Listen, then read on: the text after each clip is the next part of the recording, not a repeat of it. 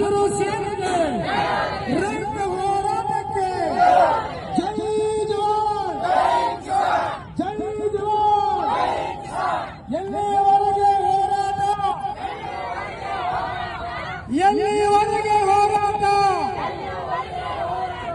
ಸರ್ಕಾರಂತೆ ಸರ್ಕಾರ, ಸರ್ಕಾರಂತೆ ಸರ್ಕಾರ, ಕಾನೂನಂತೆ ಕಾನೂನು,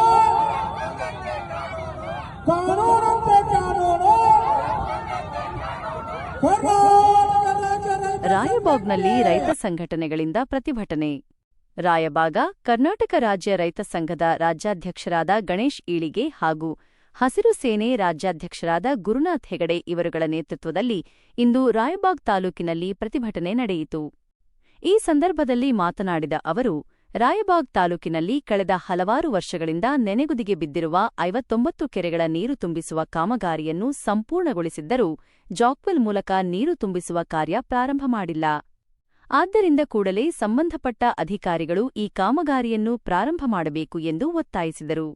ಇದೇ ವೇಳೆ ಅವರು Dharmasthala Sangha, microfinance, Shriram finance, IDFC, HDFC, Cholamandalam, Fincare ಮತ್ತು ಇನ್ನಿತರ ಖಾಸಗಿ ಫೈನಾನ್ಸ್ ಕಂಪನಿಗಳು ರಿಸರ್ವ್ ಬ್ಯಾಂಕ್ ಆಫ್ ಇಂಡಿಯಾದ ನಿಯಮಗಳನ್ನು ಮೀರಿ ಮನೆ, ಜಮೀನು, ಆಧಾರ್ ಕಾರ್ಡ್, ಪ್ಯಾನ್ ಕಾರ್ಡ್ಗಳ ಆಧಾರದ ಮೇಲೆ ಜನರ ಸಾಮರ್ಥ್ಯ ಮೀರಿ ಹಣ ನೀಡುತ್ತಿವೆ.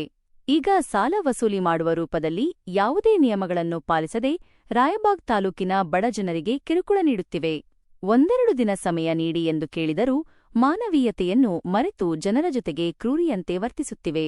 ಅಂತಹ ಮೈಕ್ರೋ ಫೈನಾನ್ಸ್ ಕಂಪನಿಗಳ ವಿರುದ್ಧ ಕಠಿಣ ಕ್ರಮ ಕೈಗೊಳ್ಳುವಂತೆ ಪ್ರತಿಭಟನಾಕಾರರು ಆಗ್ರಹಿಸಿದರು. ಈ ವಿಷಯಗಳಿಗೆ ಸಂಬಂಧಿಸಿದಂತೆ ರಾಯಬಾಗ್ ತಾಲೂಕು ದಂಡಾಧಿಕಾರಿಗಳಾದ ಸುರೇಶ್ ಮುಂಜೆ ಹಾಗೂ ರಾಯಬಾಗ್ ಸಿಪಿಐ ಅವರಿಗೆ ಮನವಿ ಸಲ್ಲಿಸಿದರು.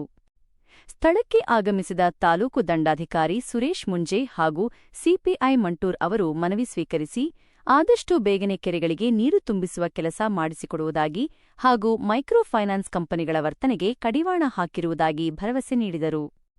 ಈ ಸಂದರ್ಭದಲ್ಲಿ ಗುರುನಾಥ್ ಹೆಗಡೆ, ಮಾಯಪ್ಪ ಲೋಕರೆ, ದಶರಥ, ಶಾರದಾ ತುಳಸಿಗೇರಿ, ಶೋಭಾ ಕೋಷ್ಠಿ, ರೇಷ್ಮಾ ಆರ್ಚಿನಗುಂಡಿ, ಕಸ್ತೂರಿ ಅಕ್ಕೆನ್ನವರ ಹಾಗೂ ಸಂಘಟನೆಯ ಎಲ್ಲಾ ಪದಾಧಿಕಾರಿಗಳು ಹಾಜರಿದ್ದರು.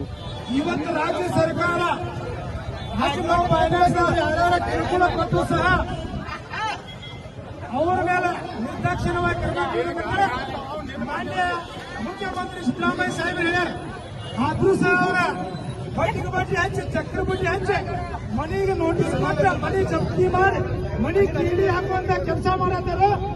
ಅಂತ ಅಧಿಕಾರಿ ಯಾರಾದ್ರೆ ಇವತ್ತು ರಾಯಬಾಗ್ ತಾಲೂಕದಾಗ ಮನೆಗೆ ಬಂದ್ರಪ್ಪ ಅಂತಂದ್ರ ಅವರನ್ನು ಅಲ್ಲೇ ಗಿಡಕ್ಕೆ ಕಟ್ಟಿ ಕೇಸಿಂದ ರಿಪೇರಿ ಮಾಡುವಂತ ಕೆಲಸ ಕರ್ನಾಟಕ ರಾಜ್ಯ ರೈತ ಸಂಘಟನೆ ಮಾಡ್ತೈತೆ ಅಂತ ಹೇಳಕ್ ಬಯಸ್ತೇವೆ.